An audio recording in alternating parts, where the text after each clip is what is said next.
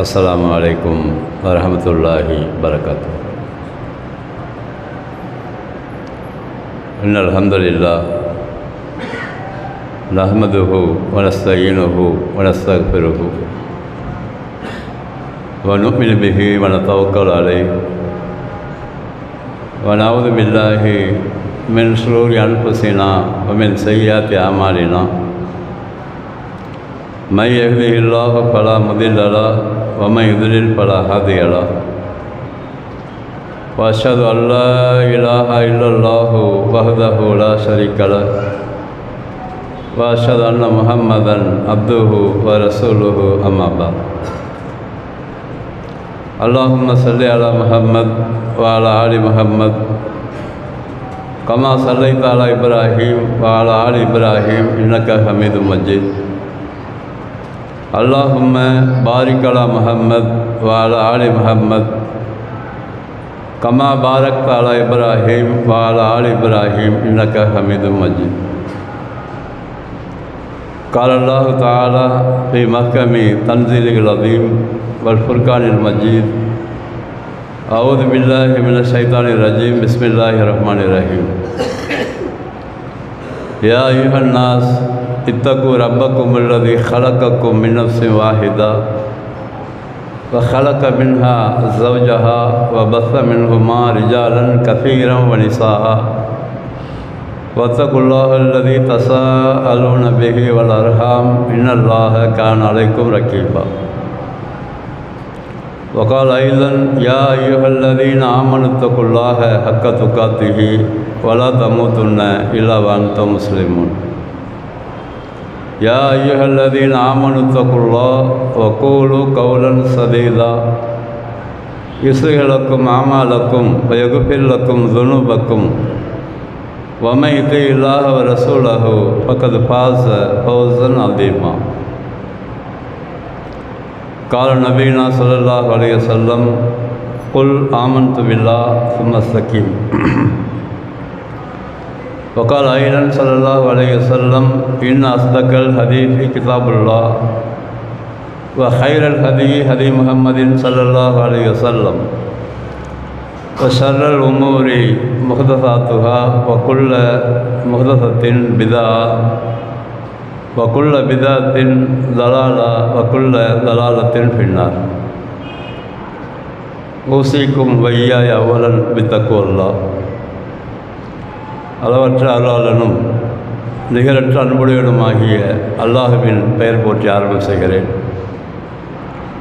சாந்தியும் சமாதானமும் கருணையும் நம் உயிரினும் மேலான ரசூலுல்லாஹி ஸல்லல்லாஹு அலைஹி வஸல்லம் அவர்கள் மீது ஏற்பட வேண்டும்.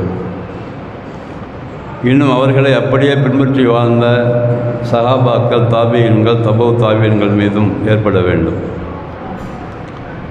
இன்னும் மார்க்கத்திற்காக அன்று முதல் இன்று வரை உண்மையான கொள்கையை மக்கள் மத்தியிலே சொல்வதற்காக தங்களை முழுமையாக அர்ப்பணித்து கொண்டிருக்கிற மார்க்க அறிஞர்கள் அனைவர் மீதும் ஜும்மாவுடைய முக்கியத்துவம் கருதி இமாம் மிம்பர் மீது ஏறுவதற்கு முன்பாகவே வந்து அமர்ந்து முழுமையான கூலியை பெறுவதற்காக காத்திருக்கக்கூடிய நம் அனைவர் மீதும் அல்லாஹுடைய வற்றா பெருங்கருணை என்றென்றும் நின்று நிலவ வேண்டும். கண்ணியமிக்க எல்லாம் அல்ல அல்லாஹ் சுப்ஹானஹு வ தஆலாவின் நல்லடியார்களே, சகோதரர்களே, சகோதரிகளே, வல்ல ரஹ்மான் நமக்கு மீண்டும் ஒரு வாய்ப்பை தந்திருக்கிறான். அது என்ன மீண்டும் ஒரு வாய்ப்பு என்று சொன்னால், ஜும்மா என்று சொல்லக்கூடிய இந்த அருள்கொடை உலகத்தில் பல கோடி பேர்களுக்கு கிடைக்கவில்லை. எத்தனையோ பேர்கள் வழிகேட்டிலே வாழ்ந்து கொண்டிருக்கிறார்கள். அவர்கள் வாழ்ந்து கொண்டிருப்பது வழிகேடுதான் என்று அவர்களுக்கு புரியாது. ஆனால் வல்ல ரஹ்மான் நம் மீது காட்டிய அருள்கொடை காரணமாக இந்த ஜும்மாவில் மீண்டும் பங்கெடுத்து கொள்ளக்கூடிய ஒரு வாய்ப்பை நமக்கு தந்திருக்கிறார்.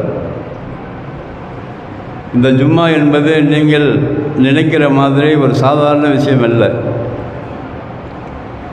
இந்த ஜும்மாவில் சொல்லப்படுகிற விஷயங்கள் ஒருவேளை நம்முடைய வாழ்நாளை தலைகீழாக மாற்றிவிடலாம்.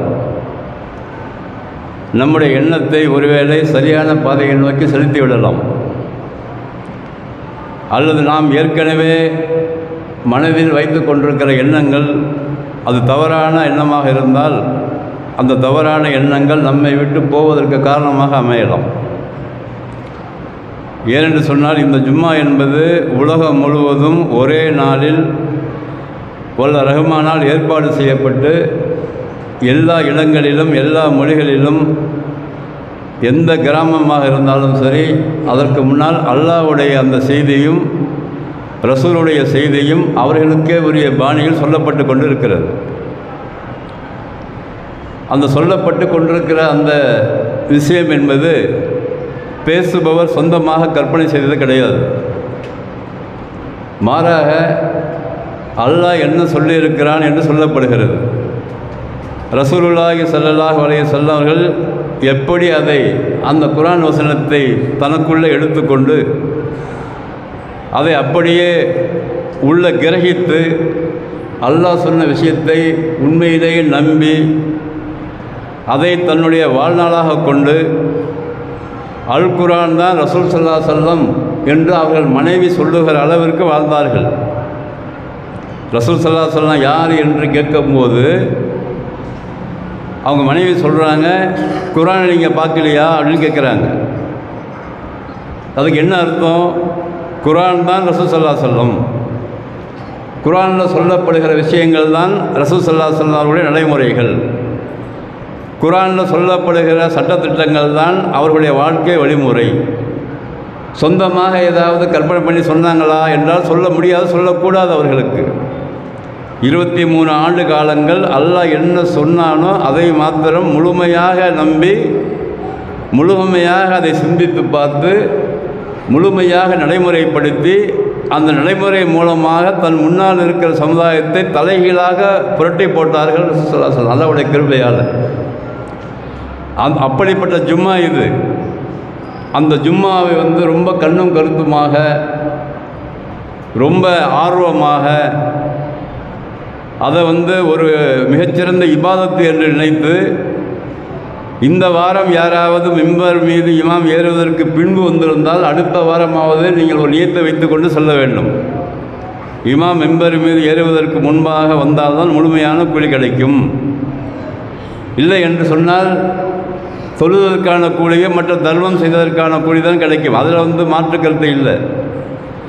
அப்போ முழுமையான கூலி என்பது சொல்லப்படுகிற விஷயங்களை உள்ளத்தை அடித்தளத்தில் ஏற்றுக்கொண்டு தொழுது விட்டு துவா செய்து விட்டு செல்ல வேண்டும். ஆண்களும் பெண்களும் கவனமாக கேட்க வேண்டும். 87வது அத்தியாயத்துடைய வசனங்களை நாம் தொடர்ந்து பார்த்து வருகிறோம் கடந்த ஜும்மாக்களில். அங்கே அல்லாஹ் சுப்ஹானஹு வ தஆலா முதல்ல சப்பிஹ் என்று ஆரம்பித்திருந்தான். சப்பிஹ்ஸ்ம ரப்பிக்கல் அலா போதுமா இல்லையா? அந்த சப்பிஹ் என்று சொன்னால் ரசூல் ஸல்லல்லாஹு அலைஹி வஸல்லம் அவர்களை பார்த்து நீங்கள் திக்ர் செய்யுங்கள். எதை திக்ர் செய்ய வேண்டும்? இஸ்ம ரப்பிக்க, உன்னை படைத்து வளர்த்து பரிபாலனம் செய்கிற அல்லாஹ்வுடைய பெயரை திக்ர் செய்ய வேண்டும். அவன் யார்? அவன் ஆலா, அவன் மிக உயர்ந்தவன். மிக உயர்ந்தவனாக இருக்கிற உன்னை படைத்து வளர்த்து பரிபாலனம் செய்கிற அந்த அல்லாஹ்வுடைய பெயரை நீ சொல்லிக்கொண்டே இருக்க வேண்டும். அந்த பெயர் எங்கே இருக்கிறது? உனக்கு அருளப்பட்ட அந்த குர்ஆனுக்குள்ளே இருக்கிறது. வலில்லாஹில் அஸ்மாவுல் ஹுஸ்னா ஃபதுஊஹு பிஹா வதருல்லதீன யுல்ஹிதூன ஃபி அஸ்மாயிஹி சயஜ்ஸௌன மா கானூ யாமலூன். அல்லாஹ்வுக்கென்று அழகான கண்ணியமிக்க பெயர்கள் எல்லாம் குர்ஆனுக்குள்ளே இருக்கிறது. அதை கொண்டுதான் நீ அல்லாஹ்வை அழைக்க வேண்டும். அழைக்க வேண்டும் என்று சொன்னால் துஆ செய்ய வேண்டும் என்று அர்த்தம். அப்போ இந்த உலகத்தில் அல்லாஹ்வுடைய பெயர் தெரியாமல், அல்லாஹ் என்றால் யார் என்று புரியாமல், அல்லாஹ்வுடைய தன்மை என்றால் என்னவென்று புரியாமல் தாங்களாகவே கற்பனை செய்து கொண்டு பெயர்களை வைத்து அழைக்கிறாங்களே, அவர்களை நீங்கள் விட்டுவிடுங்கள். வதருல்லதீன யுல்ஹிதூன ஃபி அஸ்மாயிஹி என்றதான் அர்த்தம். யாரெல்லாம் அல்லாஹ்வுடைய பேர் தெரியலையோ, அல்லாஹ்வை பற்றி புரியலையோ, அவனுடைய வல்லமை பற்றி தெரியவில்லையோ, அவங்கெல்லாம் கற்பனை பண்ணி ஒரு பேரை வச்சுட்ருக்காங்கல்ல, அது பெரிய கூட்டமாக இருக்குது. அவங்கள விட்டுரு, நீனு அவங்கள விட்டுரு. சைதுசவனா மாக்கானு யாமலூன், அவங்க அல்லாவுடைய பெயரை மாற்றி திரித்து வேறு பேர் வைத்துக்கொண்டு எதோ சொல்லிக்கொண்டு ஆட்டம் பாட்டம் கொண்டாட்டம் பண்ணுறாங்கல்ல, அதுக்கான கூலியெல்லாம் நான் கொடுப்பேன். அது நீ செய்ய வேண்டியது என்ன செய்யணும்? எனக்கென்று அழகிய பெயர்கள் இருக்கிறது, அதை கொண்டு தான் நீ எப்பொழுதும் என்னை அழைத்து கொண்டே இருக்க வேண்டும். அப்படி சொல்லிவிட்டு ரசூலுல்லாஹ் சொல்கிறாங்க, புகாரில் 2739 6வது ஹதீஸு, இன்ன லில்லாஹி திஸாத்தன் வ திஸீன இஸ்மன் மியத்தன் இல்லா வாஹிதன் மன் அக்ஸாஹா தஹலல் ஜன்னா. அல்லாஹ்வுக்கென்று 99 பெயர்கள் இருக்கிறது, 100க்கு 1 குறைவாகங்கிறாங்க. அங்கே சொல்லும்போது கூட 100க்கு 1 குறைவாக 99 பேர் இருக்குது. யார் அதை மனப்பாடம் செய்து பாதுகாத்து கொள்ளுகிறார்? அக்ஸா என்றால் என்னென்னா, ஒன்று எழுதி கொள்ளுதல், உள்ளத்தில் பதிய வைத்துக் கொள்ளுதல், அதற்கு பிறகு அதை பற்றி சிந்தித்து பார்த்தல், அந்த பெயருக்கு உள்ளார இருக்கிற பண்புகளை அவனுக்கு மாத்திரமே கொடுத்தல், அந்த பெயருக்கு உள்ளே இருக்கிற அந்த பண்புகள் எல்லாம் வேறு யாருக்குமே இல்லை என்று முழுமையாக நம்புதல், வேறு யாருக்கு கண்டிப்பாக இருக்கவே இருக்காது என்பது உண்மை. அதான் பாதுகாத்தல். அக்ஸா என்று சொன்னால் உள்ளத்தின் அடித்தளத்தில் பாதுகாத்தல். ஒன்று பெயரை மனப்பாடம் செய்தல், அந்த பெயருக்குள்ளார இருக்கிற பண்புகளை உள்ளத்தில் ஏற்றுக்கொள்ளுதல், அதற்கு பிறகு அந்த பண்புகள் அல்லாஹ்வை தவிர வேறு யாருக்குமே இல்லை என்று மனப்பூர்வமாக உறுதிபூர்வமாக நம்புதல், அதற்கான ஆதாரங்களை குர்ஆனுக்குள்ளேயே தேடுதல். இவ்வளோ விஷயம் இந்த அக்ஸாங்கிற அந்த வார்த்தைக்குள்ளே இருக்குது. ஒரு பெயரை நம்ம அல்லாஹ்வுடைய பெயரை படிக்கிறோம் என்று சொன்னால் அந்த பெயருக்குள்ளே இருக்கிற பண்புகள் குர்ஆனுக்குள்ளே இருக்குது. அதை பற்றி விரிவாக அல்லாஹ் சொல்லிக்கொண்டே இருப்பான் குர்ஆனில். 99 பெயர்களை விட அதிகமாக பண்புகள் இருக்கிறது, அதிகமாக இஸ்முகளையும் அங்கே இருக்குது குர்ஆனில். ஆனால் ஒரே தன்மை உடைய பெயர்களாக இருப்பதால் அந்த அறிஞர் பெருமக்கள் அதை ஷார்ட் அவுட் பண்ணி 99ஆக வைத்திருக்காங்க, அந்த ஹதீஸ் அடிப்படையில். அப்போ அல்லாஹுடைய பெயர் எங்கே இருக்கிறது என்பதை கண்டுபிடித்து குறைஞ்சபட்சம் ஒரு 2, 3, 4, 5 பெயராவது நம்ம உள்ளத்தை அடித்ததில் வச்சுக்கொள்ளணும். உதாரணமாக மிக முக்கியமான பெயராக இருப்பது சமீஉன் பசீருன் என்ற அந்த பெயர், அல்லாஹ்வுடைய பெயர். இந்த சமீஉன் பசீருன் இருக்குல்ல, சமீஉன்னா என்ன? மிகவும் நுட்பமாக எல்லாவற்றையும் அவன் செவியேற்கக்கூடியவன், நுட்பமாக கேட்பவன். பாறைக்குள் அடியில் இருக்கிற, கீழே இருக்கிற, மண்ணுக்கு ஆழமாக இருக்கிற அவனால் படைக்கப்பட்ட அந்த படைப்பில் இருக்கிறத அதனுடைய முனகல் சத்தத்தை அவன் கேட்கிறான். இப்படி நாம் உள்ளத்தை அடித்தளத்தில் நினைப்பதை அவன் செவியேற்கிறான், வெளிப்படையாக பேசுவதை செவியேற்கிறான். இப்படி இந்த செவியேற்றல் இந்த பண்பு இருக்குல்ல, இந்த செவியேற்றல் என்ற பண்பு ஒரே நேரத்தில் உலகத்தில் இருக்கிற அவனால் படைக்கப்பட்ட எந்த படைப்பினமாக இருந்தாலும் அக்யூரேட்டாக கேட்கிறான். அது எப்படி கேட்கிறான் என்று யாருமே ஆய்வு செய்ய முடியாது. எப்படி கேட்கிறான் என்பது நம்ம மைண்டுக்கு புரியுமாது என்று சொன்னால் புரியாது. புரிகிற அளவிற்கு நம்முடைய அந்த மைண்டுடைய அந்த திறன் கிடையாது. நாம் என்ன நினச்சிட்ருக்கோன்னு சொன்னாக்கா, எல்லாமே நமக்கு புரியணும்னு நினச்சிட்ருக்குறோம். எல்லாமே புரிஞ்சாதான் நான் இபாதத்து செய்வேன், எல்லாமே எனக்கு புரியணும். எது ரொம்ப விஷயம் புரியாமல் இருக்குது மனிதர்களுக்கு. இந்த உலகத்தில் பல விஷயங்கள் புரியாது. ஆனால் மனுஷன் என்ன நினைக்கிறான்? எல்லாமே எனக்கு புரிந்து விட்டது என்று நினைத்து கொண்டிருக்கிறான். அப்போ அல்லாஹ்வுக்கு சுப்ஹானஹு வ தஆலா படைப்பதற்கு முன்பாகவே அவனுக்கும் அந்த படைப்பினுக்குமான தொடர்பை வைத்து கொண்டு தான் அதற்கு தேவையான அனைத்தையும் அவன் தயார் செய்கிறான். அதுக்கு தான் ரப்புன்னு பேர் அல்லாஹ்வுக்கு. ரப்புன்னு என்னது? படைத்தவன், பரிபாலிப்பவன், வளர்ப்பவன், அதற்கு தேவையான அனைத்தையும் கொடுப்பவன், கண்காணித்து கொண்டே இருப்பவன், செவியேற்று கொண்டே இருப்பவன், பார்த்து கொண்டே இருப்பவன். இப்படி அந்த மைனூட்டாக என்று சொல்லக்கூடிய அந்த விஷயத்தை நம்ம எந்த விதமான சயின்டிஃபிக் அந்த இன்ஸ்ட்ருமெண்ட்ஸை வச்சு அளக்க முடியாது. ஏனால் அவன் படைப்பாளன், மிகப்பெரிய படைப்பாளன் என்று அல்லாஹ் சுப்ஹானஹு வ தஆலா சொல்லிக்கொண்டு இந்த படைக்கின்ற தன்மை இந்த உலகத்தில் யாருக்குமே இல்லை, இருக்கவும் முடியாது என்று அல்லாஹ் சொல்லுகிறான். அதற்காகத்தான் பல இடங்கள் அல்லாஹ் பதிவு செய்கிறான். இந்த சமீஉன் பசீர் இந்த 2 பெயரைத்தான் நபிமார்கள் அதிகமாக கேட்டிருக்கிறாங்க. ரப்பனா தக்கப்பல் மின்னா இன்னக அன்த சமீஉல் அலீம். இப்ராஹிம் அலைஹிஸ்ஸலாம் அதிகமாக கேட்ட துவாவில் வருது. நாமளும் தொழுகிறோம், இபாதத்து செய்கிறோம், தர்மம் செய்கிறோம், மற்ற காரியங்கள் செய்கிறோமா இல்லையா, நோன்பு வைக்கிறோம்ல, அப்பெல்லாம் இந்த துவாவை அதிகமாக நம்ம மனப்பாடம் செய்து வைத்துக்கொள்ள வேண்டும். ரப்பனா தக்கப்பல் மின்னா இன்னக அன்த சமீஉல் அலீம். யாரெல்லாம் இந்த இபாதத்தை நான் செஞ்சுருக்கிறேன், இந்த தொழுது இருக்கிறேன், ஜக்காத்து கொடுத்துருக்கிறேன், நல்ல பல காரியங்கள் செய்கிறேன், இந்த காரியங்களை உனக்காக செய்திருக்கிறேன், நீ இதை வந்து என்னிடத்தில் அங்கீகரிக்க வேண்டும். ஏனென்று சொன்னால் நீ அதை செவியே இருக்கிறாய், நன்றாக அறிகிறாய். அப்போ நான் செய்கிற எல்லா காரியங்களையும் என் உள்ளத்தின் அடித்தளத்தில் இருக்க அந்த எண்ணத்தை அறிகின்ற காரணத்தினால நான் உனக்காகத்தான் செய்தேன் என்ற எண்ணம் எனக்குள்ளே இருக்கிறது. அதை நீ கபூலாக்கி விட வேண்டும். அப்போ அதுக்குள்ளே என்ன ஆகும்? ஆய்வு செய்து பார்க்கும்போது நாம் செய்கிற காரியங்களை எல்லாம் அல்லாஹ்வுக்கு சுபஹானஹு நுணுக்கமாக செவியேற்கிறான், பார்க்கிறான், அறிகிறான் என்ற எண்ணம் நமக்குள்ளே வரும் பொழுது முதல்ல இந்த ரியா என்று சொல்லக்கூடிய விஷயம் முதல்ல வராது நம்மளுக்குள்ள.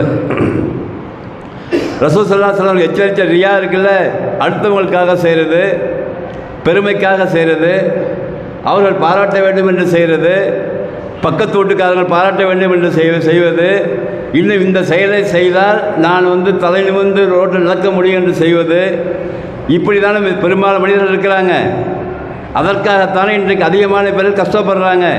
எதுக்காக கஷ்டப்படுறாங்க? ரொம்ப பேர் ஒரு வீட்டில் ஒரு விசேஷம் நடந்தால், ஒரு திருமணம் நடந்தால், ஒரு விருந்து வைத்தால், ஒரு எது செஞ்சாலும் சரி, இதை பார்த்து எல்லோரும் என்ன செய்ய வேண்டும்? அதை பார்த்து என்னை பெருமையாக நினைக்க வேண்டும். அதில் தான் இந்த பெருங்கொண்ட மக்கள் இன்றைக்கி வந்து குழியில் போய் விழுந்துடுறாங்க. அதனால தான் பொருளாதார ரீதியாக பாதிக்கப்படுறாங்க.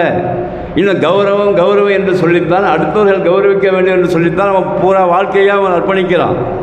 அதுக்காகத்தான் அல்லாஹ் இங்கே சொல்கிறான், நீ செய்கிற எல்லா காரியமாக இருந்தாலும் உன் உள்ளத்தின் அடித்தளத்தில் அது தேவையா இல்லையா, பெருமைக்குரியதா, இதனால் என்ன பிரயோஜனம் என்று நினைத்து பார்த்து செய்யணும் அல்லாஹ் சொல்லுகிறான். அதனால தான் நாம் செய்கிற சின்ன காரியமாக இருந்தாலும் யா அல்லாஹ் இந்த காரியத்தை நீ ஏற்றுக்கொள்ள வேண்டும், என்னை என்று கபூலாக்க வேண்டும்.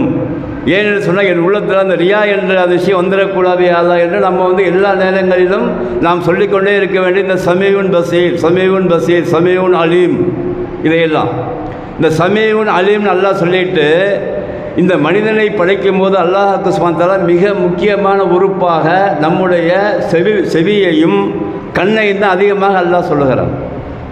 ஹல் அத்தா அலல் இன்சானி ஹீனும் மினத் தஹ்ரி லம் யகுன் ஷையம் மதுக்கூரா இன்னா ஹலக்னல் இன்சான மின் நுத்ஃபத்தின் அம்சாஜின் நபுதலிஹி ஃபஜஅல்னாஹு சமீயம் பஸீரா. சூரத்து துஹா நம்ம படிக்க காலையில் ஜுமால ஓதுறோமா இல்லையா?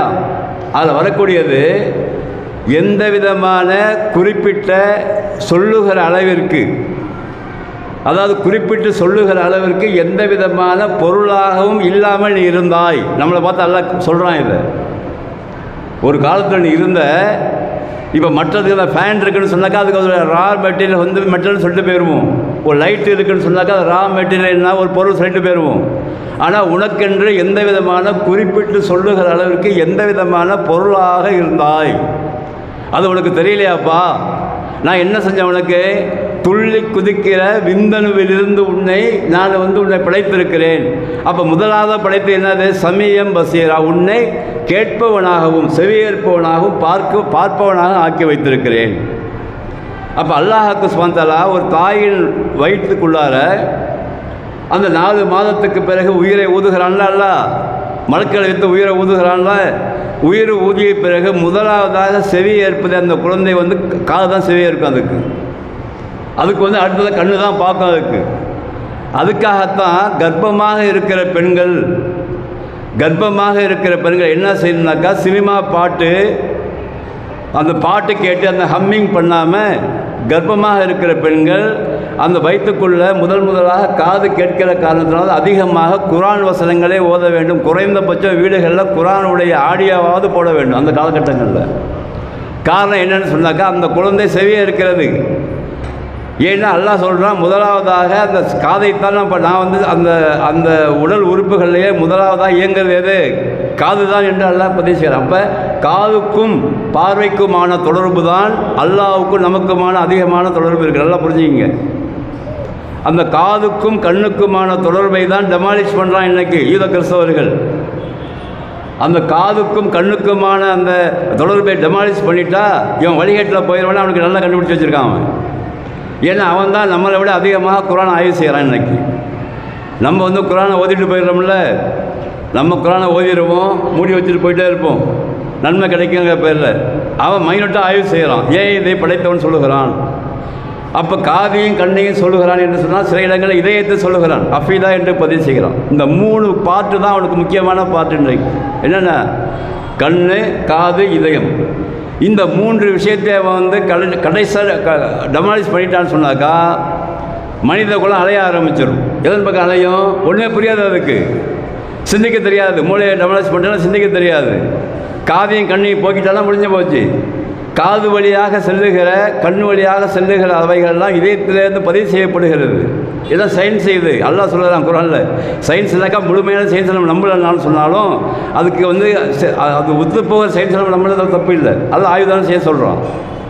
அப்போ காதுக்கும் கண்ணுக்கும் இதயத்துக்குமான தொடர்பு அல்லாஹ்வுக்கும் நமக்குமாக இருக்கிறது. அதனால தான் சமீஉன் அலீம், சமீஉன் பசீர் என்று அல்லாஹ்வுக்கு சொல்ல பதிவு செய்கிறான். அப்போ இதில் எப்படி அவன் டெமாலிஷ் பண்ணுறான் உலக மக்களை? உங்களுக்கு எல்லாரும் தெரியும். ஒரு காட்சியை பார்க்கும்போது தான் அந்த காட்சி மூலமாக கண் வழியாக உள்ளே சென்று இதயத்துக்கு போவதில்லை. அந்த காட்சி மூலமாகத்தான் இதயம் வந்து மாறுபடுகிறது. உள்ளே இருக்கிற இரத்த நாளங்கள் சுறுசுறுப்பாக ஆகிவிடுகிறது, உணர்ச்சிகள் தூண்டப்படுகிறது. அதனால் சரியான பாதையில் செல்லுகிறவங்க கூட இந்த 3 பார்ட்ஸை வந்து அட்டாக் பண்ணிட்டான்னு சொன்னாக்கா என்ன ஏறாவன் வழி மாறி சென்று விடுகிறான். பள்ளிவாசலில் உட்காந்துருக்கும்போது, தொழுகும்போது, திக்ர் செய்யும்போது நல்லா இருக்குன்னு நினச்சி தான் வீட்டுக்கு போவான். அவன் வீட்டுக்கு போகணும் தான் மேலே தான் மொட்டை மாடியில் வச்சுருக்கிறோமே ஃப்ரீயாகவே. மொட்டை மாடிக்குள்ளே சைத்தான் உள்ளே வர்றதுக்கான எல்லா சட்டத்தையும் வைத்திருக்கிறோம். அந்த வீட்டுக்குள்ளே வைத்து நாமளாவே கடைசி வேலை கொடுத்து வைத்திருக்கிறோம். எதுக்கு? நீ ஏன்டா கஷ்டப்படுற? உள்ளே வந்து என்னை தாக்குன்னு அர்த்தம். அதுக்கு நீ ஏன் கஷ்டப்படுற? ரொம்ப என்னை வந்து டைரெக்டாக நீ தாக்கிட்டு போ என்று சொல்லி நாமே அவனுக்கு பர்மிஷன் கொடுத்துருக்குறோம். ஏன்னா அவன் கண்டுபிடிச்சது அதுக்கு தான். உலக மக்களை இந்த 3 பார்ட்டை வந்து டெமாலிஷ் பண்ணி அட்டாக் பண்ணி கெடுத்து விட்டோம் என்று சொன்னால் அவன் நினச்சதை சாதிக்கலான்னு அவன் ப்ரோக்ராம் போட்டு செய்கிறான். அவன் அதில் வந்து நாமவே மாட்டிக்கொள்கிறோம். எந்த அடிப்படையில்? நமக்கு உள்ள வந்து ஒரு இன்பம் ஏற்படுகிறது, அதை பார்ப்பதன் மூலமாக இன்பம் ஏற்படுகிறது, கேட்பதன் மூலமாக ஒரு டேஸ்ட் இருக்கிறது. அதை பார்த்து விட்டோம் என்று சொன்னால் அதை பார்த்தாதான் எனக்கு தூக்கம் வருகிறது என்று சொல்லுகிற ஆள்லாம் இருக்கிறாங்க. அந்த மாணவர்கள், இளைஞர்கள், மாணவர்கள், முதியோர்கள், பெண்கள், ஆண்கள், சிறுவர்கள். அப்போ என்ன காரணம்னு சொன்னாக்கா அல்லாஹ்வுக்கு சுப்ஹானஹு வ தஆலா குறிப்பாக சொல்லுகிற அந்த விஷயத்தை எல்லாம் இது போன்ற ஆயத்துகளை படிக்கும்போது நம்மளுக்கு ஆச்சரியமாக இருக்குது. ஆயத்துக்களை குர்ஆனை படித்து அதை ஓதி அதை படித்து எங்கெங்கெல்லாம் லிங்க் கொடுத்து பார்க்கும்போது விளங்குது. ரொம்ப பர்ஃபெக்டாக பண்ணியிருக்கானுங்க இவனுங்க. இஸ்லாத்துடைய எதிரிகள் ரொம்ப பர்ஃபெக்டாக பண்ணி தான் இந்த மனித குலத்தை சீரழித்து வைத்திருக்கிறான். அதனால தான் ஓடுறான், போய் சாவறான். பார்த்தீங்களா? போய் அதை பற்றி எந்த கேரும் கிடையாது. எவனுக்கு அந்த உயிர் என்பது கூட இன்றைக்கு எந்த அளவுக்கு இன்றைக்கு வந்து தமிழ்நாடுடைய அந்த நிலைமை போயிடுச்சுன்னு சொன்னாக்கா ஒரு உயிருடைய மதிப்பு கூட விளங்காமல் 30 லட்ச ரூபாய்க்கு விற்கப்படுகிறது. ஒரு உயிர் என்பது அல்லாமல் படைக்கப்பட்ட, அதற்கு வந்து எந்த விதமான மதிப்பு மதிப்பை யாரும் கொடுக்க முடியாது. உயிர் என்பது சாதாரண விஷயம் கிடையாது, அல்லாஹ்வுடைய கட்டளை அது. அந்த உயிருக்கு மதிப்பு எவ்வளவு? நீ 10 லட்ச ரூபா, நான் 20 லட்ச ரூபா, நீ 1 லட்ச ரூபா, நீ 50,000 ரூபா, முடிஞ்சு போச்சு. அப்போ எந்த அளவுக்கு போகிறான்? ஏன்னா காரணம் என்னன்னு சொன்னாக்கா இவனை வந்து சரியாக அட்டாக் பண்ணியிருக்கிறான். அவன் எதை காட்ட வேண்டுமோ காட்டியிருக்கிறான், எதை சொல்ல வேண்டுமோ சொல்லியிருக்கிறான், எதை பேச வேண்டுமோ பேசியிருக்கிறான். அதற்கு பிறகு தன் வலையிலே போட்டு வைத்திருக்கிறான். போட்டு வைத்து உயிரையே விட்டாலும் பிரச்சனை இல்லை என்று சொல்லுகிற அளவுக்கு பைத்தியங்களாக அலைகிற இந்த மனிதர், இது ஆதமுடைய பிள்ளைங்க. நம்ம கவலைப்பட வேண்டும். யாரோ கிடையாது இவர்களெல்லாம் ஆதமுடைய சந்ததிகள். அப்போ எப்படி அட்டாக் பண்ணி அந்த அளவுக்கு உயிர் போனாலும் பரவாயில்லை, நான் இவனை பார்த்து விட வேண்டும் என்று பைத்தியக்காரர்களாக அலைகிற கூட்டம் எப்படி உருவாகுது? காரணம் என்னவென்று சொன்னால் அந்த அளவிற்கு மூளை வேலை செய்யாமல் பைத்தியக்காரர்களாக இன்னும் சொல்ல முடியாத அளவிற்கு இவர்கள் உள்ளம் பாதிக்கப்பட்டிருக்கிறது, மூளை பாதிக்கப்பட்டிருக்கிறது. பெண்கள், குழந்தைகள், சிறுவர்கள் அதை பற்றி தான் டோன்ட் கேருங்கிறான். நேராக வந்து இன்றைக்கு டெலிவிஷனில் பார்த்தீங்கன்னா என்ன சொல்கிறான் ரிப்போர்ட்டு? பெத்த அம்மாக்காரி சொல்கிறா உயிர் பண பிரச்சனை அவனை பார்த்தா போதுன்னு சொல்லி. காரணம் என்ன? இவன் மேலே தப்பு இல்லை. அந்த அளவிற்கு வந்து இந்த இந்த இந்த காதையும் கண்ணையும் இதயத்தையும் கெடுத்து வைத்து அவன் மீது முழுமையாக ஒரு பாசம் வைக்கிற மாதிரி காமிச்சு மொத்த கூட்டமாக விழுந்து சாவர அளவுக்கு ஆக்கி வைத்திருக்கான் என்று சொன்னால் காரணம் என்ன? சிந்திக்கவில்லைன்னா சிந்திப்பதற்கான நேர்வழி எல்லாம் கொடுத்துருக்கிறான். அதன் பக்கம் தலை காட்டவே இல்லை இவர்கள் எல்லாம். சரி, அவங்க போனால் தொலைஞ்சிட்டு போகிறான், ஒன்றும் தெரியாதவன். அப்போ நம்ம ஆளுங்களாவது கொஞ்சம் கரெக்டாக இருக்கணுமா இல்லையா? ஒரு கூட்டம் போகுது, ஒரு பக்கம் போகுது, சரி போய் தொலைகிட்டு அது நமக்கு என்னது? நமக்கு வந்து ஒரு அழகான மார்க்கம் இருக்கிறது. அல்லாஹுக்கு சுதந்திர அழகான பாதையை கொடுத்திருக்கிறான். அல்லதே ஹலக்கா ஃபஸவா என்று சொல்லுகிறான். நேர்வழியை தந்திருக்கிறேன் என்று சொல்லுகிறான். அப்போ அந்த நேர்வழி என்னவென்று கொஞ்சமாவது நம்ம யோசித்து பார்த்து நம்ம வீட்டு பிள்ளைகளையாவது கொஞ்சம் அதில் அடக்கி வைக்கணுமா வேணாமா? நம்ம வீட்டு பிள்ளைகளே குறைஞ்ச பக்கம் பேரண்ட்ஸ் இன்றைக்கு வந்து நம்ம ரோட்டில் போகும்போது பார்க்குறோம். இன்றைக்கு பிள்ளைகள் அழுதால் செல்ஃபோனை கொடுத்து ரோட்டில் உட்கார வைக்கிறீங்க. பெண்களுக்கு சொல்லிக் கொடுக்குறேன். இதை தலைப்பை மாறி தான் சொல்ல வேண்டியிருக்குது. ஏன் பெண்களுக்கு சொல்லுகிறேன் என்று சொன்னால், பெண்கள் இன்றைக்கு பெரும்பாலும் இந்த கலைஞரை பொறுத்த வரைக்கும் பெரும்பாலும் ஆண்கள் வெளிநாடு போயிடுறாங்க. காரணம் என்னென்னு சொன்னாக்கா அது ஒரு விதி. இந்த ஊரில் சம்பாதிக்க முடியாதுங்கிற மாதிரி அவன் அரசியலில் வைத்திருக்கிறான். நம்ம ஒரு வேலை செஞ்சால் சம்பளம் கிடைக்க மாட்டாங்க, இதுக்கு அதிகமானு சொல்லி போகிறாங்க, நல்ல காரியத்துக்காக போகிறாங்க. அப்போ வீட்டில் இருக்கிற பெண்கள் என்ன செய்யணும்? நம்ம கணவர் வந்து வெளிநாட்டுக்கு போயிருக்கிறாங்கன்னு சொல்லி பிள்ளைகளை உங்களை நம்பி தானே விட்டு போகிறாங்க. நீங்கள் குறைஞ்சபட்சம் என்ன செய்யணும்? 8 மணிக்கு மேலே இஷா தொழுதுட்டு பார்த்தோம்னு சொன்னாக்கா, ரோட்டில் பார்த்தோம்னு சொன்னாக்கா, நம்ம தெரு, நான் போகிற தெரு 2 தெரு தான் இந்த ஊரில். ரொம்ப தெரு எனக்கு தெரியாது. நம்ம நடந்து போகிறது இந்த பள்ளிவாசல், அந்த 2 தெரு தான் போகிறது. அந்த 2 தெருவுக்குள்ளே பார்த்தீங்கன்னா பெரும்பாலுமே 8:30 மணிக்கு மேலே தான் பிள்ளைங்க வந்து செல்ஃபோனை வச்சுட்டு உட்காந்துருக்குறோம். யார் வாங்கி கொடுத்தா இது? இந்த பிள்ளைங்களுக்கு செல்ஃபோனை வாங்கி கொடுக்குறீங்கள, யார் வாங்கி கொடுத்தது? உங்களுக்கு யார் பர்மிஷன் கொடுத்தா? இதுக்கு இதான் வளர்ப்பு முறையாக இது? இந்த வளர்ப்பு முறை இப்படியே போச்சுன்னு சொன்னாக்கா எங்கே போய் விழுவான் அவன்? எங்கே போய் விழுவான்? கண்ணு தெரியாதவன், காது கேட்காதவன், அந்த மூளை வேலை செய்யாதவன் கூட்டத்தில் போய் சேர்ந்து அல்லாண்டா யாருன்னு தெரியாமல் ஆகிட மாட்டான். அந்த கவலை வேணாமா? அவர்கள் அங்கே வெளிநாட்டில் அவ்வளோ கஷ்டப்படுறாங்களே. எதுக்கு கஷ்டப்படுறாங்க? நம்ம பிள்ளைங்க நல்லா இருக்கணும், ஒரு இடத்த வாங்கணும், ஒரு வீட்டை கட்டணும், நம்ம சமுதாயத்தை நல்லா வாழணும்னு சொல்லிட்டு அவங்க வந்து அங்கே தியாகம் பண்ணிகிட்டு இருக்கிறாங்க. ஆனால் இங்கே இருக்கிற பெண்கள் வந்து பார்த்திங்கன்னாக்கா அதிகமாக இதில் வந்து ரொம்ப கவனம் செலுத்தணும். நான் வந்து கோபமாக சொல்ல நினைக்கக்கூடாது, நான் பார்த்த காட்சியை சொல்கிறேன். பெண்கள் வந்து அதிகமாக இங்கே கவனம் செலுத்தணும். இரவு நேரங்களில் குறைஞ்சபட்சம் இப்போ அந்த இஷா தொழுகைக்கு பிறகு பெண்களை வந்து ரோடுகள் நடமாட விடாதீங்க. நடமாட விடாமல் அவர்களுக்கு வந்து சரியான கல்வியை முதல்ல போட்டுங்க. கல்வியை போட்டு அவங்களுக்கு வந்து சரியான பாதையை காட்டுங்க. குறைஞ்சபட்சம் ஒரு நாளைக்கு ஒரு ஆயத்தையாவது குரானை ஓதி தர்ஜுமா படிக்க வைங்க. வாசலுக்கு வெளியில் விடாதீங்கன்னு நான் சொல்கிறேன். முதல்ல ஹதீஸ்லாம் இருக்குது, நான் சொந்தமாலாம் சொல்ல. இதை ரசூலுல்லாஹ் சொல்கிறாங்க, மகரிப் தொழுகைக்கு பிறகு பிள்ளைகளே என்ன செய்ய, அந்த சூரியன் அஸ்தமிக்கிற சூரியன் வந்து அங்கே போகுது இல்லையா, முடிகிற நேரத்தில், அஸ்தமிக்கிற நேரத்தில் பிள்ளைகளை வெளியே விடாதீங்க. ஏன்னா சைத்தான்களும் சைத்தான கூட்டத்தாரும் வருகிறார்கள், பிள்ளைகளை வழிகெடுக்கிறார்கள். அதனால் வீட்டுக்குள்ளே போட்டிருக்கீங்க ரசூலுல்லாஹ் சொல்லணும். இந்த ஹதீஸ்லாம் நமக்கு தெரியாது. ஏன் தெரியாதுன்னா நம்ம அதை பற்றி அது பக்கம் போவே இல்லை. அப்போ குழந்தைகள் அல்லாஹ் கொடுத்தது நமக்கு அருட்கொடை, பிள்ளைகள் அல்லாஹ் கொடுத்த அருட்கொடை. அந்த பிள்ளைகளை மார்க்க அடிப்படையின் பக்கம் வளர்ப்பதற்கு கொஞ்சம் சின்ன சின்ன அமல்களாக செய்யணும். முதல்ல எனக்கு அங்கே தெரியும், அது தெரியும், பெரிய அங்கே அடிக்கிறான், இங்கே அடிக்கிறான், அங்கே அது சரி கிடையாது, அதெல்லாம் அப்புறம் பார்த்துக்கலாம். முதல்ல நம்முடைய வீட்டில் இருக்கிற மனைவி பிள்ளைகள் அது எப்படி வளர்கிறார்கள், அதுக்கு என்ன ட்ரெயினிங் நம்ம கொடுக்கணும். நம்முடைய முனைவிச்சைக்கெல்லாம் பிள்ளைகளை போய் நம்ம வந்து அதை வந்து ஜாயின் பண்ணலாமா? நமக்கு வந்து ஒரு படம் பார்க்கணுன்னு ஆசை இருக்கும், பேரண்ட்ஸ் ஒரு பேச்சுக்கு சொல்கிறேன். அதுக்காக நீங்கள் ஆண்டனா வாங்கி மேலே வைக்கிறீங்க. இன்றைக்கி ஆண்டனா தேவையா உங்களுக்கு? ஆண்டனா தேவையா? அந்த அளவுக்கு செல்ஃபோன்லேயே வந்துடுச்சு எல்லாமே. அப்போ நீங்கள் தான் பில்டிங் கட்டி வைக்கிறீங்க, மேலே ஆண்டனாவும் வச்சு விட்டுறீங்க, பிள்ளைகளை வந்து வளர்க்க ஆரம்பிக்கிறீங்க. அது எப்படி ஒரே டைரெக்ஷனில் போகும்? அது என்ன பண்ணும் பாவம்? அது எத்தனை ஆக்ட் தான் பண்ணும்? அது உங்கள் வீட்டில் பிறந்த குழந்தைகள் எத்தனை ஆக்ட் பண்ணணும்? மக்தப் மதரசா வந்தால் ஒன்று சொல்லிக் கொடுக்குறாரு அவர் உஸ்தாது, ஸ்கூலுக்கு போனால் அவன் ஒன்று சொல்லிக் கொடுக்குறான், ரோட்டில் வந்தால் அவன் ஒன்று சொல்லிக் கொடுக்குறான், ஃப்ரெண்டு போனால் அவன் ஒன்று சொல்லிக் கொடுக்குறான், வீட்டில் வந்தால் பேரண்ட்ஸ் ஒன்று சொல்லிக் கொடுக்குறீங்க. எத்தனை ஆக்ட் பண்ணுறது பிள்ளைங்க? எப்படி வளராது? இதுக்காகத்தான் ரசூலுல்லாஹ் சொன்னாங்க, ரசூலுல்லாஹ் சொல்லிக் கொடுத்தாங்க, பிள்ளைகளை வளர்க்கின்ற முறையில் பெற்றோர்கள் முதல்ல கொஞ்சம் உங்களுடைய மனோ இச்சைகள் எல்லாம் கொஞ்சம் மண்ணில் போட்டு தள்ளுங்க, முடிங்க. உங்களுக்கு ஏற்படுற ஆசைகளை எல்லாம் உங்களோட வச்சு அமைக்க வைத்துக்கொண்டு வருகின்ற சமுதாயமாவது ஜென்ரேஷனாவது குறைஞ்சபட்சம் ஒரு சரியான மார்க்கத்தை பின்பற்றக்கூடிய பிள்ளைகளாக ஆகணுங்கிற கவலைப்படுங்க. அப்படி கவலைப்படும் போது தான் உங்களுக்கு சரியான விஷயங்கள்லாம் உங்கள் வீட்டுக்குள்ளே முதல்ல வரும். நீங்கள் கட்டி கொடுக்குற பில்டிங்கு, நீங்கள் வைக்கிற சொத்துக்கள் தான் ஒன்றுமே யூஸ் ஆகாது. நல்லா எழுதி வச்சுங்க மைண்டில், யாராக தான் சொல்லிக்கிறேன். உங்களுக்கு யூஸ் ஆக போகிறது அன்றைக்கு நீங்கள் விட்டு போகிற பிள்ளைகள் தான். நீங்கள் விட்டு போகிற பிள்ளைகள் தான் நாளைக்கு ஒரே ஒரு துவா கண்ணி சந்தி உங்களுக்கு செய்யாது. அப்படி அந்த கண்ணீர் சென்று செய்கிற மாதிரி பிள்ளைகளை வளர்த்தீர்களா என்று கேட்டு பார்த்துக்கொள்ளுங்க. எல்லாருமே பெண்களும் ஆண்களும் நல்லா கேட்டு பார்த்துக்குங்க. உங்களையே நாம் வந்து நம்மளுடைய அந்த வளர்ப்பு முறை பேரண்டிங் எப்படி இருக்குது, வளர்ப்பு முறை எப்படி இருக்கிறது, குரானுடைய அந்த தாலிம்கள் ஊட்டிக்குள்ளே எந்த அளவுக்கு இருக்குது. இன்றைக்கி குரான் நம்ம பேசுகிறோம்ல, அந்த குரானுடைய பயிற்சி வீட்டுக்குள்ளே எவ்வளோ இருக்குது.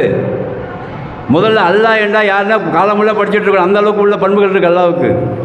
ஒரு மனிதன் 7 வயதிலிருந்து மௌத்து வரைக்கும் கூட அல்லாவே படிக்க முடியாது. அந்த அளவுக்கு பண்புகள் அல்லாஹ் அங்கே குரான் அல்லாஹ் பதிவு செய்கிறான். அப்போ நம்ம என்ன செய்யணும்? ஒரு கணவன் மனைவி பிள்ளைகள் 2 பிள்ளைகள் 3 பிள்ளைகள் இருந்தால் முதல்ல குறைஞ்சபட்சம் காலையில் எழுந்திரிச்சு அந்த ஆண் வந்து பள்ளிவாசலுக்கு வந்து தொழுதுட்டான்னு சொன்னாக்கா பொம்மை அந்த மனைவியை கூட்டு வச்சு ஒரு 5 நிமிஷம் படித்தா என்ன, பிள்ளைகளை உட்கார வச்சா என்ன. மதரசாவுக்கு அனுப்பக்கூடியவர்கள் 1 2 3 4 இருந்தது ஒன்றுமே கிடையாது. இப்போ ஏன்னு சொல்ல வேண்டியிருக்குது, வேறு வழி இல்லை. காரணம் என்னன்னு சொன்னாக்கா இவர்கள் வந்து வேறொரு பக்கம் போகிறார்கள். இவங்க எல்லாருமே வேறு ஏதோ நோக்கம் இவர்களுக்கு இருக்கிறது. அந்த நோக்கத்தின் பக்கம் போனீங்கன்னாக்கா உங்களுக்கு சரி மாதிரி அது போன இப்போதைக்கு. ஆனால் மிகப்பெரிய ஒரு இழப்பை சந்திக்க வேண்டிய சூழ்நிலை ஏற்படலாம். நல்லா காப்பாற்றணும். இந்த மாதிரி பேரண்டிங்கே இருக்கக்கூடாது. முதல்ல பேரண்டிங்க்கு முதல்ல குரானுக்குள்ளே 2 பேரும் மனைவி கணவன் 2 பேரும் போகணும். புரியவில்லை என்று சொன்னாலும் புரிகிற அளவிற்கு உள்ள வாய்ப்புகளை எல்லாம் அல்லாஹ் இன்றைக்கு வைத்திருக்கிறான். ஒரு தனி மனிதன் ஒன்றுமே படிக்க தெரியாத ஒருவன் கூட நேரடியாக சென்று அந்த குரானை படித்து விளங்குகிற அளவிற்கு இன்றைக்கு அறிஞர் பெருமக்கள் எல்லாம் ஏற்பாடு செஞ்சு ரொம்ப எளிமையாக ஆக்கி வைத்திருக்கிறான். நம்ம அதுக்குள்ளே போக மாட்டேங்கிறோம். ஏன்னு புரிய மாட்டேங்குது. அப்போ போக மாட்டேங்கிறோன்னு சொன்னால் என்ன அர்த்தம்? நமக்கு உள்ளார ஒன்று இருக்குது, வெளியே ஒன்று இருக்குதுன்னு அர்த்தம். அதனால தான் அல்லாஹ்வுடைய பண்பாக அல்லாஹ் பதிவு செய்கிறான். இன்னல்லாஹ யாலமுல் ஜஹர வமா யக்ஃபா.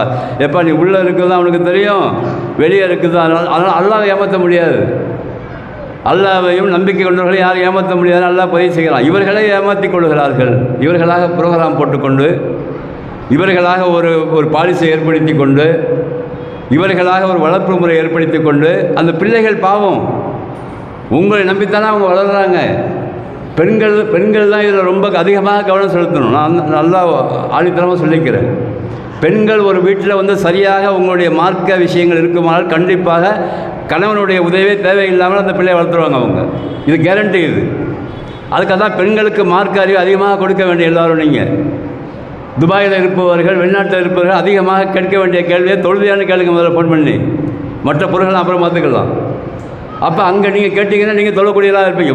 குறைஞ்சபட்சம் வெளிநாட்டுக்காரங்க தொழுதுருவாங்க. ஏன்னா அங்கே வந்து அது ப்ரொசீஜர் கரெக்டாக இருக்கும். அப்போ இதையெல்லாம் நாம் வந்து கண்காணித்து கொண்டு அந்த பிள்ளைகளை இன்ஷா அல்லாஹ் வளர்க்கும் பொழுது தான் எல்லா விஷயங்களும் நமக்கு வரும். அல்லாஹ்வுடைய பண்புகள் வந்து சொல்லிக்கொண்டே இந்த உலகம் அழிகின்ற வரை சொல்லிக்கொண்டே இருக்க வேண்டிய பண்புகள் இருக்கிறது. அல்லாஹ்வுடைய பண்புகள் குர்ஆனுக்குள்ளே இருக்கிறது. ஒன்றாக நீங்கள் வந்து சொல்லிக் கொடுங்க. இன்றைக்கி பேசணும் இல்லையா, சமீஉன் பசீர், எப்படி அவன் கேட்கிறான், எப்படி அவன் பார்க்கிறான். ஏதாவது பேசுங்க வீட்டுக்குள்ள. முதல்ல பிள்ளைகள்கிட்ட பேசுங்க. பயான்லாம் அப்புறம் பார்த்துக்கலாம். பயானு, யூடியூப்பு, ஃபேஸ்புக்கு, அங்கே அரசியல் எப்படி, இங்கே அரசியல் எப்படி, அவன் வருவானா இவன் வருவானா, அவனுக்கு ஜாயின் போட்டால் இதான் பேசலாம். எங்கே சபையை பார்த்தாலும் இன்றைக்கு பேச்சு என்னது, இவன் வந்து அவனுக்கு என்ன, அவன் வந்து அவனுக்கு என்னங்கிற. எவன் வந்தாலும் இஸ்லாமிய ஆட்சி வந்தால் மட்டும்தான் அந்த உலகம் உருப்படும். நல்லா எழுதி வச்சுங்க மைண்டில். நமக்காக முஸ்லீம் சமுதாயத்திற்காக எவனுமே எதுவும் செய்ய மாட்டான், செய்ய முடியாது அவனால். ஏன்னாக்கா அல்லாஹ் சொல்லிக் கொடுத்த சட்டத்திட்டங்கள் இன்ஷா அல்லாஹ் இந்த உலகத்தில் வரும். நம்ம பார்க்க மாட்டோம். அதை நம்ம கண்ணால் பார்க்க முடியாது. கண்டிப்பாக அல்லாஹ் வந்து அவனுடைய சட்டத்திட்டத்தை வந்து உலகத்தில் ஏற்படுத்துவான். நம்ம சந்ததிகளோடு ஏற்படுத்தலாம், சொல்ல முடியாது. அதுக்காகத்தான் நம்ம துவா செய்யணும். இப்போ பார்க்குற சமகாலத்தில் பார்க்க எந்த அரசியல்வாதியும் நம்மளுக்கெல்லாம் எந்த நன்மை யாரும் செஞ்சிட மாட்டான். நீ கவலைப்படாதீங்க. அதனால் வாயை நல்லா பொத்திக்கிட்டு அழகான முறையில் நமக்கு தரப்பட்ட இந்த மார்க்கத்துடைய விஷயங்கள் அதிகமாக கவனம் செலுத்தி அல்லாஹ்ட்ட கேட்டு எல்லாவற்றையும் பெற்றுக்கொள்ள முடியும். அவன் செவியேற்பவன், அவன் பார்ப்பவன், கேட்பவன் என்ற பண்புகளை நினைத்து கொண்டு அல்லாஹ்ட்ட நெருங்குற அந்த விஷயத்தை தான் நம்முடைய மனைவி மக்களோடு வீட்டில் உட்காந்து பேசணும். ஃப்ரெண்டுகளோட பேசணும். இதை பற்றி பேச ஆரம்பிக்கணும். குர்ஆனை பற்றி அதிகமாக சபைகள் வந்து பேசப்படணும். ஒவ்வொரு தெருக்கள்லையும் இந்த குர்ஆனுடைய விஷயங்கள் போகணும். ஒவ்வொரு வீட்டுகள்லையும் குறைஞ்சபட்சம் 5 நிமிஷமாவது குர்ஆனை பற்றி பேசணும். ஒரு ஆயத்தையாவது எடுத்து படிக்கணும். அப்படி படித்து பாருங்கள். இன்ஷா அல்லாஹ் நம்முடைய வீடுடைய நிலைமை மாறும். பிள்ளைகள் நமக்கு சொல்லிக் கொடுக்குற அளவிற்கு ஆகிவிடுவார்கள். இன்ஷா அல்லாஹ் சொல்லுங்கள் எல்லாரும். பிள்ளைகளே நமக்கு சொல்லிக் கொடுக்குற அளவுக்கு மார்க்கத்தை அவங்க படிக்க ஆரம்பிச்சிடுவாங்க. ரொம்ப செய்ய வேணாம். சாதாரணமாக ஒரே ஒரு ஆயத்து தான் குர்ஆனை பறித்து ஒரு ஆயத்தை ஓதி படித்து இது என்ன சொல்லுதுன்னு விளங்கி அதற்கான விஷயத்தை நீங்கள் தெரிந்து கொள்ள முற்பட்டால் இன்ஷா அல்லாஹ் வல்ல ரஹ்மான் இந்த இல்மை எல்லோருக்கும் பரவலாக ஆக்கி வைத்திருக்கிறான். எப்படி ஆக்சிஜன் ஃப்ரீயோ, எப்படி கார்பன் டை ஆக்சைடு ஃப்ரீயோ, எப்படி தண்ணீர் ஃப்ரீயோ, அது மாதிரி குர்ஆன் கல்வி ஃப்ரீயாக அல்லாஹ் வைத்திருக்கிறான். எல்லாத்துக்கும் காசு கொடுத்து படிக்கணும். காஸ்ட்லியான பொருளை ஃப்ரீயாக தான் எல்லாம் வைப்பான். இது ஒரு லாஜிக். எதெல்லாம் மனுஷனால் ஏற்பாடு செய்ய முடியாதோ அதையெல்லாம் இலவசமாக தான் எல்லாம் தருவான். ஆக்சிஜன் உருவாக்க முடியுமா எவனாலையும்? சும்மா ஒரு டப்பாவில் வச்சுக்கோணுங்க, அதெல்லாம் ஃப்ரீ தான் கிடைக்கிது நம்மளுக்கு. இப்படி எதெல்லாம் நமக்கு இலவசமாக அல்லாஹ் வைத்திருக்கிறானோ அவைகள்லாம் மதிப்பு மிக்கவை என்பதை விளங்கி அல்லாஹ்வுடைய பண்புகள், தூதருடைய வழிமுறைகள் இவைகள் தான் நம்முடைய வாழ்ந்த காலத்திற்கும் வாழப்போகிற காலத்திற்கும் போகிற இடத்திற்கும் உதவி செய்யும் என்பதை முதல்ல பேரண்ட்ஸ் புரிந்து கொண்டு அந்த அடிப்படையில் கொஞ்சம் கொஞ்சமாக பிள்ளைகளை வளர்க்க வேண்டும். அல்லாஹ்வுடைய பெயர்களை மனப்பாடம் செய்ய பழகி கொடுக்க வேண்டும். அதுக்குள்ளே இருக்கிற விஷயங்களை சொல்லிக் கொடுக்க வேண்டும். அதற்கு பிறகு அதை குறித்து பேசிக்கொண்டே இருக்க வேண்டும். குறைஞ்சபட்சம் இன்றைக்கு இந்த டெக்னாலஜி வளர்ந்துருக்கிற காலத்தில் உங்கள் வீட்டில் செல்ஃபோனில் அந்த டவுன்லோடு பண்ணிக்கொண்டு குர்ஆனுடைய வசனங்களையாவது நீங்கள் போட்டு விடுங்க. பாடல்கள் அதெல்லாம் வெளியே கேட்காம குறைஞ்சபட்சம் குர்ஆன் வசனங்களாவது ஓதுகிற ஆடியோக்கெல்லாம் இருக்குல்ல, அதை முதல்ல போட ஆரம்பிங்க. அதுக்கப்புறம் அந்த வீட்டுக்குள்ளே அல்லாஹ்வுடைய கிருபையால் மலக்குகள் வர ஆரம்பிக்கும். ரஹ்மத்துடைய மலக்குகள் வருவாங்க. அதுக்கு பிறகு வீட்டில் சேஞ்ச் ஏற்படும். இவைகள்லாம் நாம் செய்ய வேண்டிய விஷயங்கள். இதை செய்து இன்ஷா அல்லாஹ் அல்லாஹ்வுடைய அருளை பெற்று சின்ன செயல்கள் மூலமாக நம்முடைய பழக்க வழக்கங்களை மாற்றும்போது வல்ல ரஹ்மான் நம்மை சரியான பாதை நடத்தி கொண்டு செல்வான். வழிகேடுகள் அதிகமாக பெருகிக்கொண்டே இருக்கிறது. அதை எச்சரித்தவனாக எனக்கும் எச்சரித்துக் கொள்கிறேன், உங்களுக்கும் எச்சரித்துக் கொள்கிறேன்.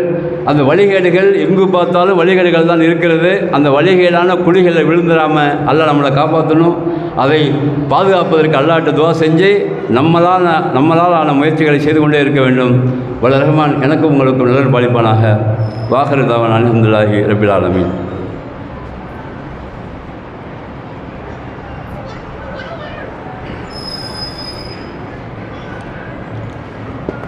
அல்ஹம்துலில்லாஹி ரப்பில் ஆலமீன் வல் ஆகிபத்து லில் முத்தகீன் வஸ்ஸலாத்து வஸ்ஸலாமு அலா ரசூலில்லாஹி ஸல்லல்லாஹு அலைஹி வஸல்லம் வ ஆலிஹி வஸஹ்பிஹி அஜ்மாயின். அம்மா பாத். என்னுடைய முதல் உரையில் ஒரு பாயிண்ட் தான் சொல்லியிருக்கிறேன். அல்லாஹ்வை பற்றி முழுமையாக அறிய வேண்டுமானால் இந்த உலகத்தில் இருக்கிற எல்லா தனி மனிதனும் ஆணும் பெண்ணும் நேரடியாக குர்ஆனுக்கு செல்ல வேண்டும். வேறு வழியே கிடையாது. நல்லா மைண்டில் வச்சுக்கிங்க. அல்லாஹ்வை பற்றி முழுமையாக அறிய வேண்டுமானால் நேரடியாக குர்ஆனுக்குள்ளே செல்ல வேண்டும். நேரடியாக செல்ல முடியுமா என்று சொன்னால் செல்ல முடியும் என்கிற அளவிற்கு இன்றைக்கு எல்லா டெக்னாலஜிலையும் அல்லாஹ் அறிஞர்களை ஏற்படுத்தி உலக மக்கள் அனைவரும் இதை படிக்க வேண்டும் என்று இலகுவாக ஆக்கி வைத்திருக்கிறார். அந்த இலகுவாக ஆக்கி வைத்திருக்கிற அந்த விஷயத்தை நாம் செல்ஃபோன் இன்றைக்கு இருக்கிறது, மற்ற சாதனங்கள்லாம் இருக்கிறது.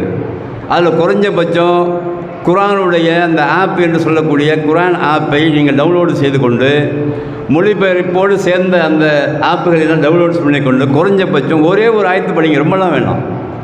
ஒரு ஆயத்து படித்து அதை விளங்க ஆரம்பிங்க. எல்லாரும் இன்ஷா அல்லாஹ் எல்லாரும் விளங்க முடியும். இதற்கு ரொம்ப படிச்சிருக்கணும், அரபி படிச்சிருக்கணும், அதெல்லாம் ஒரு காலம் முடிஞ்சு வச்சது. அதெல்லாம் 50 வருஷத்துக்கு முன்னாடியாது. அங்கே போனால் தான் எல்லாம் தெரியும். ஏன்னா இன்றைக்கு ரொம்ப எளிமையாக எல்லாம் ஆக்கி வைத்திருக்கிறான். அதற்காக பல அறிஞர் பெருமக்களை எல்லாம் ஏற்பாடு செய்திருக்கிறார். அவங்களுக்கான கூலி கிடைக்காது. என்ன பொதுமக்களுடைய கையில் என்றைக்கு குர்ஆன் வசனங்கள் செல்ல ஆரம்பித்து விடுகிறதோ இந்த சமுதாயம் நல்லாயிடும். மனித சமுதாயம் நல்லாயிடும். தவறு சரி என்பதை புரிந்து செயல்படுகிற அளவுக்கு மூளை வேலை செய்ய ஆரம்பிச்சிடும். அதற்கு பிறகு எந்த நோக்கத்திற்காக அல்லாஹ் இந்த உடல் உறுப்புகளை படைத்தானோ அதெல்லாம் அதுக்குரிய வேலையை செய்யும். நான் லாஜிக்கெல்லாம் பேசலை. இது இல்லை லாஜிக் பேசுகிற மாதிரி இருக்கும். லாஜிக்கெல்லாம் கிடையாது. அல்லாஹ் படைக்கும் பொழுதே சரியாக தான் படைச்சிருக்கேன். நம்மளை சவ்வா என்று பதிவு செய்கிறான். அல்லாஹ் உங்களை படைத்திருப்பது சரியாக படைத்திருக்கிறேன்.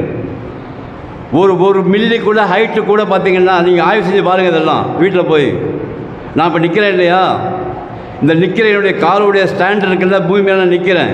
ஒரே ஒரு மில்லி மீட்டர் எக்ஸ்ட்ரா உயரமாக இருந்தாக்கா என்னால் நடக்க முடியாது.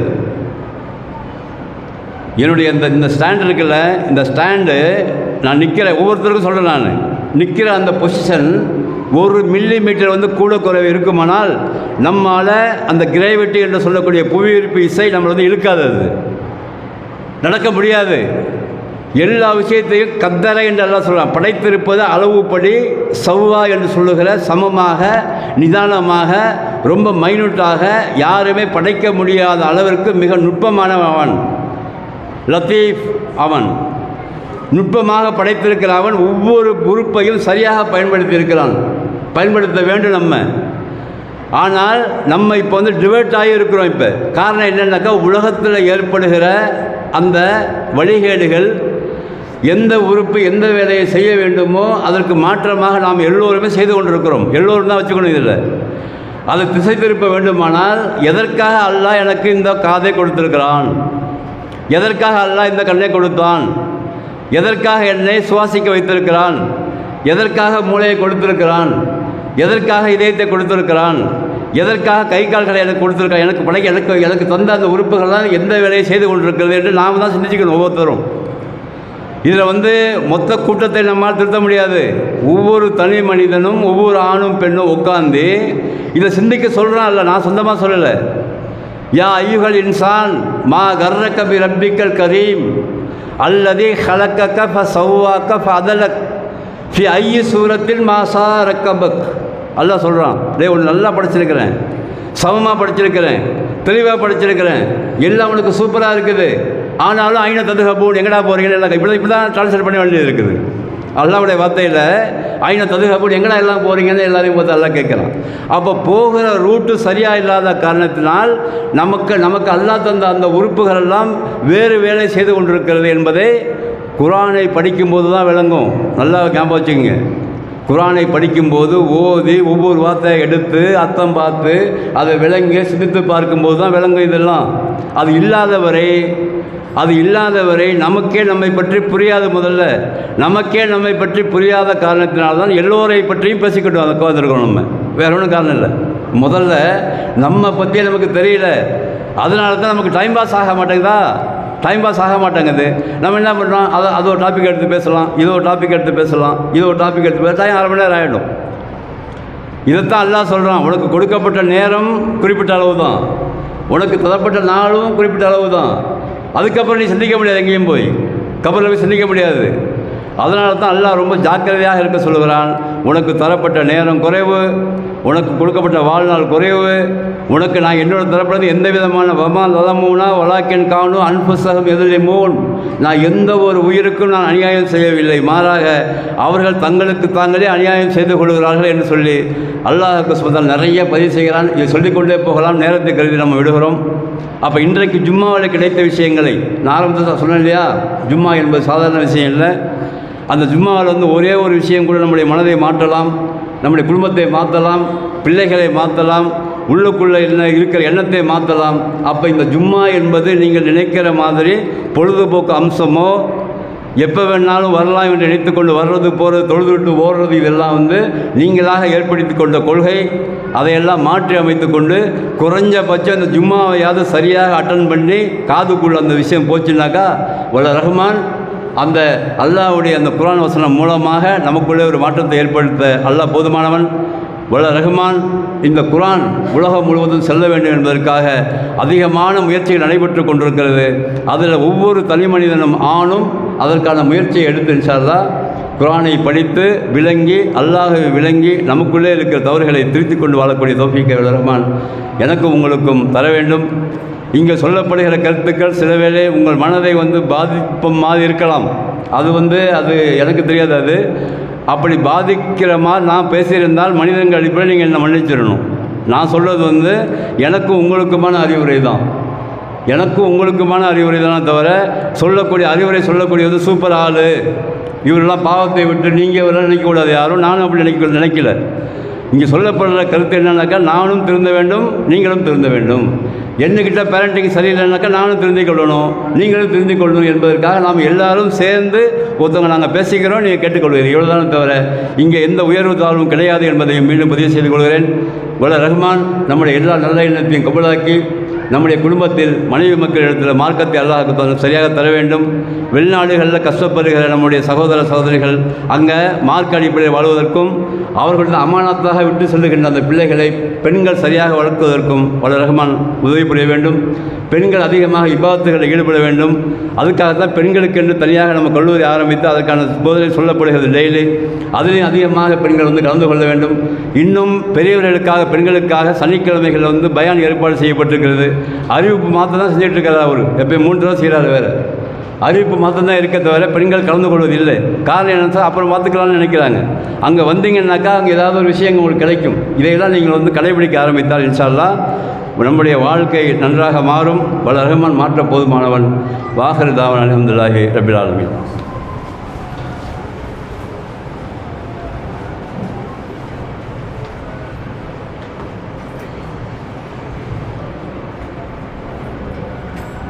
அல்லாஹு அக்பர், அல்லாஹு அக்பர்.